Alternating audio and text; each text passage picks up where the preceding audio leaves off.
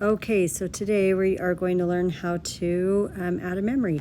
We're going to go ahead and click on our memories link, and then from there we are going to go ahead and press plus.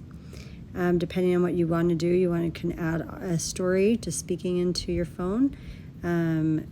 Creating a story, you can write out a story, some pictures, or a document. You can post a document. Maybe you want to have a birth certificate or a marriage certificate that you want to add into your memories. Any of those will work. Today we're going to go ahead and add a photo. We're going to go ahead and click. You can take a picture of something right there, or go ahead and click your camera roll. I am going to click the camera roll, and let's add a day of memories that I had canyoneering with my son Jackson.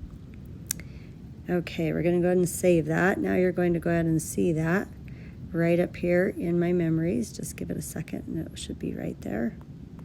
Maybe it's gone to the bathroom. No, there we go, right at the top. Okay, so once I click on that, I'm going to have a whole bunch of icons at the bottom here. You can now do a voice recording with a little microphone. You can add the story in the story box. I just want a quick tag. Just a little label just below. I'm going to have the tag, and I'm going to say add the topic tag of canyoneering, and that's good. And then we're going to add a title just right here, and we'll say canyoneering with Jackson. Oops, not Jacob, J. Jackson, if I can spell, before his mission. Okay, and it already has the dates there, all of that. So you're going to just go ahead and push save.